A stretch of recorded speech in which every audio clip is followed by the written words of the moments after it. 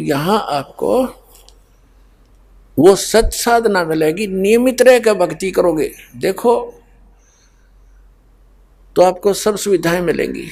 आप ऐसे बिगड़े हुए ज्ञान से रंगे जा चुके हो और ऐसी साधनाओं से आप वर्षों से करते हुए इतने अभ्यस्त हो चुके हो कि इस ज्ञान को और इन मर्यादाओं को जब आपके सामने रखा जाता है तो बेधक जाते हो। इतनी मर्यादा, ये नियम के पूरे हों से, ये नियम है, ये तो बकवाद वैसे ही ना करनी चाहिए मनुष्य जीवन में।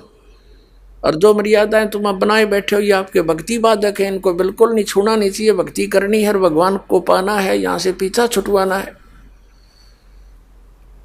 तो जिस कारण से आप कुछ लेट हो जाते हो, नाम भी ले जाते हो, कोई तो क्यों काल ने तो कर रखा प्रबंध कलयुग में कि इतना कंडम कर दूंगा, ये भक्ति जोग्य नहीं रहेंगे। इतनी बकवाद भर दी। परमात्मा ने शिक्षा दी थी परमात्मा को पहचानने के लिए, हमने इसका और ड्रामा बना लिया है, फिल्म बना दी, उसमें सारे गंदा प्रचार, भाव बिगाड़ दिया, पूरे समाज का नाश कर दिया। नाचना गाना फंड एंड बैंड और दूसरे ये ऐसे साधन बना लिए जिनकी हमें आवश्यकता ही नहीं थी, डीजे बीजे फंड। अब इस शिक्षा ने हमें थोड़ा सा राहत दे दी और ऐसा समय बना रखा परमात्मा ने कि वर्षा ना हो तो ट्यूबवेलों से काम चला लेते हैं हम।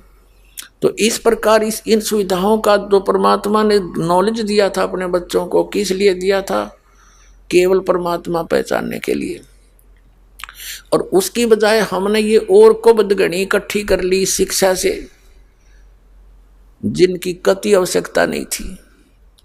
एटम बम बना लिए, हवाई जहाज बना के हम टीटी पाक के सोचे कि रखिए बना लिया, इंटरनेट लगा लिए। 2 वर्ष वर्षा ना हुआ ना, भगवान दया ना करे, टक्कर मार कर मर जाए। ये वैज्ञानिक और बिना वैज्ञानिक ये जहाज खड़े खड़े जरे वहाँ पर, कोई इनमें बैठनिया नहीं पावे। भूल गए भगवान को 4 बकवाद सीख प्राप्त करके। और ये भगवान ने दिमाग दिया था इसलिए कि सदग्रंथों को पहचाने, मेरे ज्ञान को समझ आँखों देख कर मुझे पहचान कर पीछा छुटवा मैं वहाँ सदा एक एक के नारे नारे भी मान दूंगा अपने बच्चों को। जहाँ सतलोक में जिसको सुख सागर कहते हैं वहाँ सदा सुखी हो जाओगे। इधर अड़ंगा यहाँ का आज जहाज खरीद लिया, तड़का मर गया, वो चाट लिया उस हेलीकॉप्टर ने, क्या सुविधा यहाँ पर।